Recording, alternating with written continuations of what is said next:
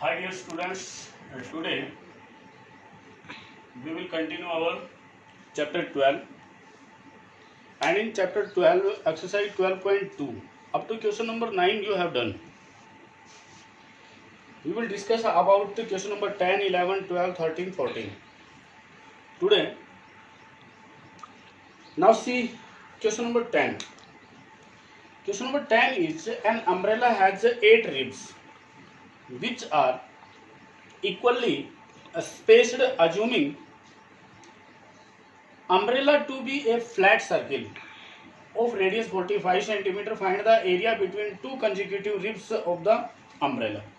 एक अम्ब्रेला है और हमें अज्यूम करना है कि वो एक फ्लैट सर्किल है, उसमें 8 रिब्स हैं. इट मीन्स इसके टोटल 8 इक्वल सेक्टर्स फॉर्म होते हैं. 1 2 3 4 5 6 7 एंड 1 मोर 8. ये इक्वल 8 सेक्टर्स डिवाइड करता है इसको. अपने को जो एरिया फाइंड आउट करना है वो बोलता है कि जो 2 कंसेक्यूटिव रिब्स हैं उसके मिडल का जो एरिया है वो आपको फाइंड आउट करना है. आप लेंगे इस एंगल को थीटा और इसकी जो रेडियस दे रखी है वो 45 सेंटीमीटर दे रखी है. आप यहां पे लेंगे since the umbrella assumed as a flat circle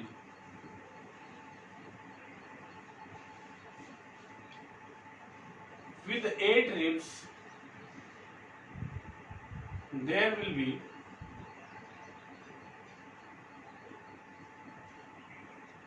8 equal sectors.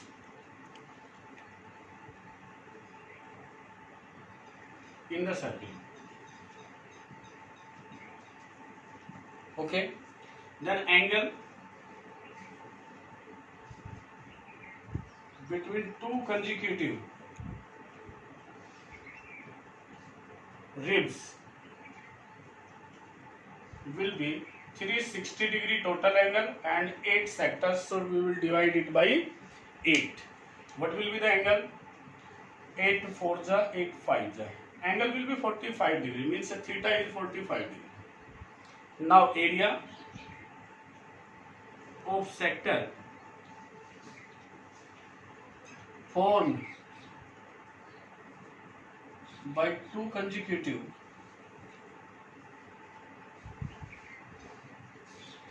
ribs will be angle 45 degree divided by 360 into pi r square, pi into 45 and its square. Area of sector formula theta, that is 45 degree divided by 360 degree into pi into r square, r is 45 degree.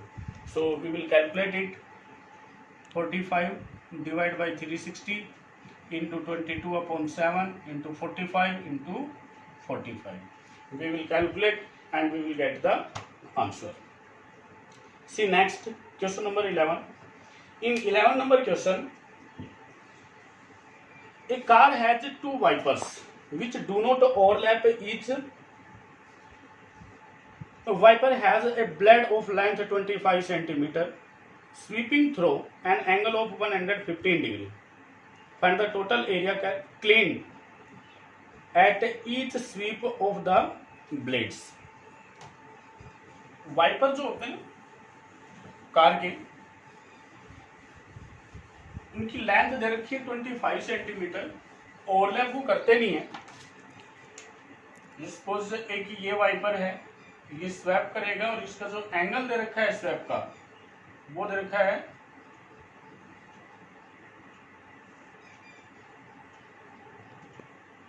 115 degree. 2 wipers हैं, एक इधर है एक ये wipe होता है. ठीक है, इसकी लेंथ दे रखी 25 सेंटीमीटर, सो ये 25 सेंटीमीटर हो जाएगी. आपको बताना ईच स्वैप में कितना एरिया स्वैप कर सकते हो. तो क्या बनाएंगे, सेक्टर बनाएंगे और सेक्टर का एंगल कितना है 115 डिग्री, रेडियस 25 सेंटीमीटर. आप इजीली फॉर्मूला यूज करेंगे और ईच स्वैप में जितना एरिया क्लीन कर पाएंगे ये वाइपर आप इजीली कैलकुलेट कर देंगे. Okay, so you will do this one. Let's start next question number 12. To warn ships for underwater rocks, a lighthouse spreads a red colored light over a sector of angle 80 degree to a distance of 16.5 km. Find the area of the sea over which the ships are warmed. सी जो ship होती है उनको warm करने के लिए एक light house होता है. तो जो अंडर वाटर रॉक्स होती है उसके लिए उन्हें डायरेक्शन बताने के लिए या अलर्ट करने के लिए एक लाइट होती है. सपोज यहाँ पे कोई शिप आ रही है आपकी,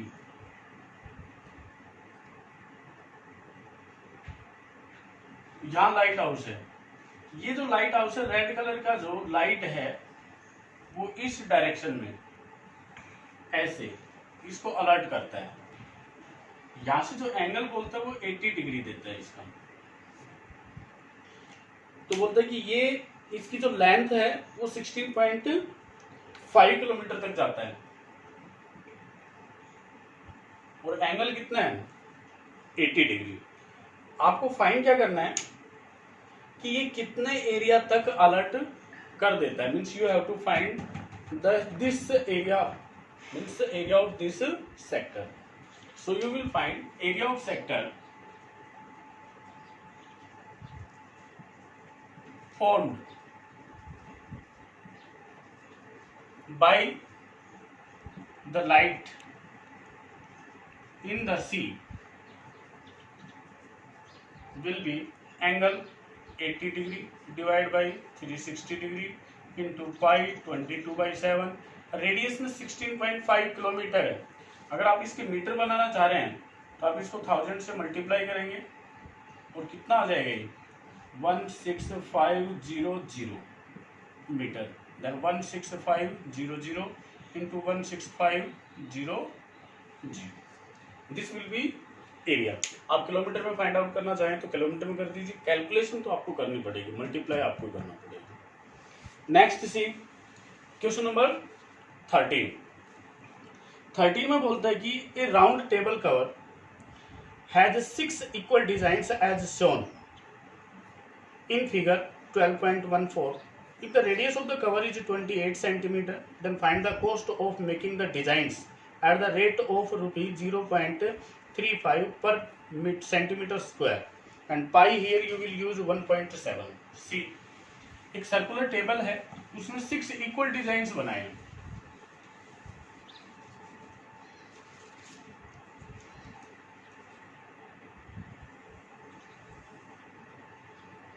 ये टेबल है, इक्वल डिजाइन्स बनाए 6. 6 इक्वल सेक्टर्स बनेंगे इसके.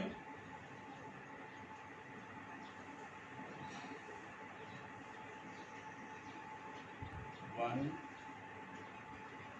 2 3 4 5 और 6 ये डिजाइन्स बने आपके.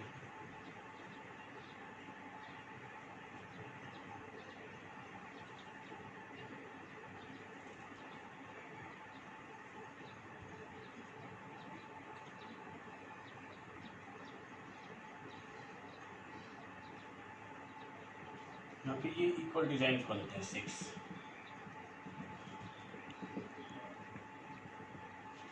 ये तो हमने ज्वाइन किया, आपके फिगर में ये शो नहीं करता है. ये 6 इक्वल डिजाइन बनाता है. बट जब हम डिजाइन को इसको ज्वाइन करेंगे तो आपके पास जो ये एरिया डिजाइन का एरिया फाइंड आउट करना है, ये वही आएगा area of sector minus area of this triangle. अब जो 6 इक्वल डिजाइन है तो यहाँ पे जो एंगल आएगा आपका थीटा आएगा वो आ जाएगा 360 divide by 6 that is 60 degree. Okay, means ये ट्रायंगल कैसे हो जाएगी आपकी इक्विलेटरल ट्रायंगल हो जाएगी. और इसकी रेडियस कितनी देता है वो 28 सेंटीमीटर. आपको करना क्या है, ये जो 6 डिजाइन है इनका एरिया चाहिए.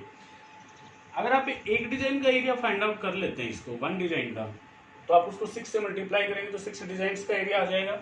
आप फिगर बनाना, फिगर बना के ही ज्वाइन कर देना।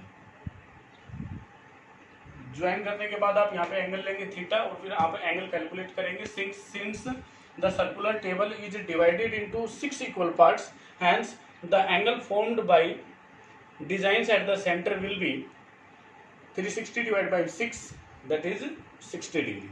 Now area of sector, इसको आप लेंगे A, B, C, D, E, F। Area of sector लेंगे तो आपके पास आएगा 60 degree divide by 360 degree into pi r square, pi into 28 and its square. यह आ जाएगा आपका 1/6 means pi upon 6 into 28 into 28। आप इसको कैलकुलेट मत करना, यहीं पे रहना, छोड़ देना इसको, centimetre square. Now area of equilateral triangle, आपको प्रॉपर वैसे करना है फुल लैंग्वेज के साथ में। A O B will be √3/4 into side and its square means 28 and its square. Now area of design will be area of sector minus area of triangle AOB। area of sector आपके पास पाई/6 into 28 into 28 minus area of triangle √3/4 into 28 into 28। यहाँ पे हमने calculation किस लिए नहीं किया था, क्योंकि यहाँ पे 28 इंटू 28 आपका कॉमन है। ये आता है आपके पास पाई/6 माइनस √3 को आप 1.7 लेंगे डिवाइड बाई 4, और पाई की वैल्यू भी आप डेसिमल में ले लीजिए या 22/7 लेते हैं तो ये ले लीजिए। मीन्स इसके बाद आपको कैलकुलेशन करना है 28 इंटू 28, यहाँ से 24 आपके पास एलसीएम आ जाएगा, 12 ले लीजिए तो ये 2 पाई 2 इंटू 3.14 माइनस यहाँ पे आ जाएगा ये 3 मीन्स 1.7 इंटू 3। आगे आप कैलकुलेट कीजिए, आपके पास 1 डिजाइन का एरिया आ जाएगा। ये आएगा 1 डिजाइन का। जब 6 डिजाइन का एरिया फाइंड आउट करोगे तो फिर आपको इससे मल्टीप्लाई करना पड़ेगा 6 से। उसके बाद सेंटीमीटर पर सेंटीमीटर स्क्वायर पे 0.35 रुपी इसका एक्सपेंस देता है। तो टोटल कॉस्ट के लिए जो भी एरिया आता है ये उसको फिर आप 0.35 रुपीज से मल्टीप्लाई करेंगे तो आपके पास इन डिजाइन्स का जो टोटल कॉस्ट आएगा वो आ जाएगा। ठीक है, और नेक्स्ट है इसका लास्ट क्वेश्चन है 14 नंबर। आपसे कहता है tick the correct answer in the following area of sector of angle P. एक सेक्टर है, उसका एंगल तो देता है पी। सपोज ये सेक्टर हमने बना लिया,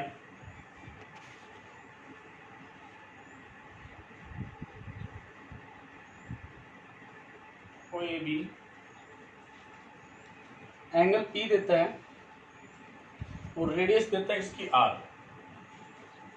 इस एरिया के लिए आपके पास ऑप्शंस देता है। फर्स्ट ऑप्शन में देता है वो P upon 180 degree into 2 pi r, A option है।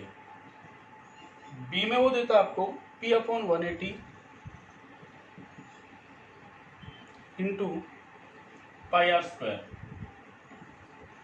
सी ऑप्शन देता है आपको P upon 360 into 2 pi r, और डी ऑप्शन देता है आपको P upon 720 into 2 pi r square.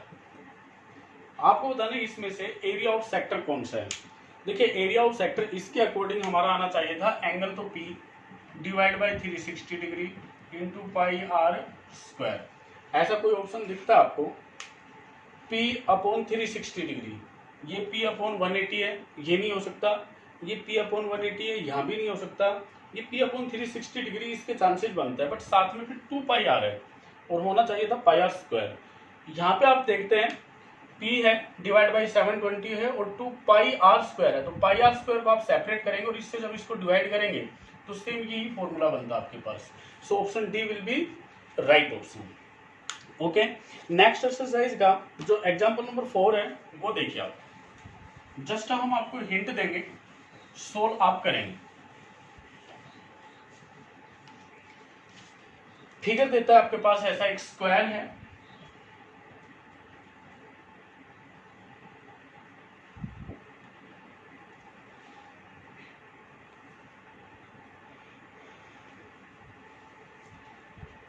आपसे कहते हैं two circular flower beds have been shown on two sides of a square lawn A B C D of side 56 metre. If the centre of each circular flower bed is the point of intersection O of the diagonals of a square lawn. Find the sum of areas of the lawn and the flower bed. ये है, कहता है कि जो इसके diagonals का intersecting point है O, उसको सेंटर लेके और ये सर्कुलर फ्लावर बेड्स बनाए गए इसके साथ में, टू साइड्स के साथ। जो स्क्वायर आपका ए बी सी डी, इसकी साइड देता है वो 56 सेंटीमीटर मीटर से। आपको फाइंड आउट करना है कि जो पूरा जो ये लोन है ये और प्लस में इनका एरिया। तो आप लोन, आपके पास स्क्वायर लोन है, उसका एरिया तो आप इजीली फाइंड आउट कर देंगे कि उसकी साइड है। बात आती है कि हम ये एरिया कैसे फाइंड आउट करें। तो इसके लिए since square is a rhombus and in the property of rhombus, diagonals of rhombus bisect each other at 90 degree. So this angle will be 90 degree. तो आपके पास ये जो बनेगा, ये एक सेक्टर बनता है विद एंगल 90 डिग्री। तो आप area of sector find out करेंगे। इसको आप x ले लेना, यहाँ पे y ले लेना, OCXD। इसका जो एरिया आएगा वो आएगा angle 90 degree divide by 360 degree into. बात आती है कि इसकी रेडियस कितनी है। तो रेडियस के लिए जो आपका डायगोनल आएगा AC, वो 2 इंटू √2 इंटू साइड होता है। जो स्क्वायर होता है उसका जो डायगोनल होता है वो √2 इंटू साइड होता है। साइड आपकी 56 है, तो यहाँ पे ये AC कितना आ जाएगा, √2 इंटू 56। बट अपने को सिर्फ OC फाइंड आउट करना है, रेडियस चाहिए। तो √2 इंटू 56 डिवाइड बाई 2 मीन्स 28। आपके पास जो रेडियस आएगा वो 28 √2 मीटर आता है। तो साथ में कर दीजिए 28 √2 और इसका स्क्वायर। ये तो है आपके पास एरिया ऑफ सेक्टर। इसमें से आपको इस ट्रायंगल का एरिया सब्ट्रैक्ट करना पड़ेगा, तब इस सेक्टर का एरिया आएगा। तो area of flower bed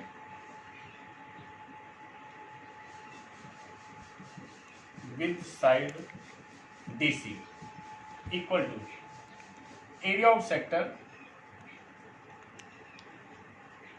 minus area of triangle COD।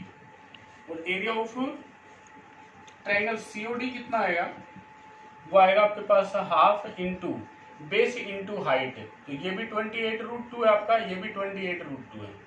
तो 28 इंटू √2 इंटू 28 इंटू √2।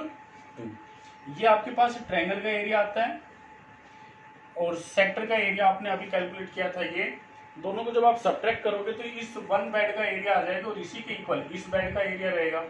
तो दोनों डिजाइन का एरिया आ जाता है। उसके बाद आप स्क्वायर का एरिया फाइंड आउट करेंगे और सबको ऐड कर देंगे। क्या आएगा, ये फर्स्ट एरिया, ये सेकंड एरिया और थर्ड एरिया में आपको ये कंप्लीट स्क्वायर का एरिया ऐड कर देना। तो टोटल जो फ्लोर बेड है उसका आपके पास एरिया आ जाएगा। वंस अगेन करना क्या है, आपके पास साइड ऑफ द स्क्वायर है, आप इसका डायगोनल कैलकुलेट करेंगे। डायगोनल कैलकुलेट करके इनका इंटरसेक्टिंग पॉइंट O, ये इसको बाइसेक्ट करेगा तो अब इस फ्लोर बेड का रेडियस आ जाएगा आपके पास। उसके बाद स्क्वायर के जो डायगोनल्स होते हैं वो परपेंडिकुलरली बाइसेक्ट करते हैं, तो ये एंगल 90 डिग्री आएगा। तो ये आएगा आपके पास 90 डिग्री के साथ में एक सेक्टर आ जाएगा। 90 डिग्री के सेक्टर के साथ में आप ये एरिया फाइंड आउट करेंगे तो इस ट्रायंगल का एरिया आपको सब्ट्रैक्ट करेंगे तो आपके पास बेड का एरिया मिल जाएगा। इस फ्लोर बेड का सेम इसका रहेगा, दोनों का आप ऐड करेंगे और स्क्वायर का आप ऐड कर देंगे। That's all. See next example number 5 है। और 5 नंबर एग्जाम्पल में आपके पास एक स्क्वायर देता है और उसमें इक्वल सर्किल्स देता है। आपको शेडेड पोर्शन का एरिया फाइंड आउट करने के लिए बोलते हैं।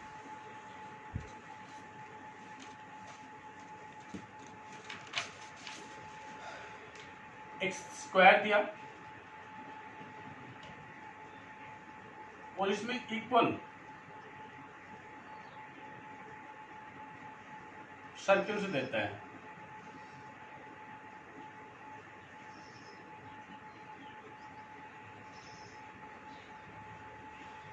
ये ABCD एक स्क्वायर है। इसकी जो साइड देता है वो 14 सेंटीमीटर देता है। यहाँ पे ये डिजाइन है।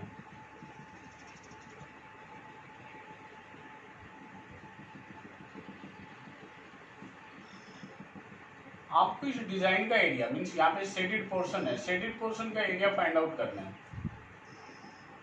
तो देखिए, जो अगर आप कंप्लीट स्क्वायर के एरिया से ये जो अनशेडेड पोर्शन है, सर्किल है, इनका एरिया सब्ट्रैक्ट कर देते हैं तो एरिया ऑफ डिजाइन आ जाते हैं। आप लेंगे यहाँ पे साइड ऑफ स्क्वायर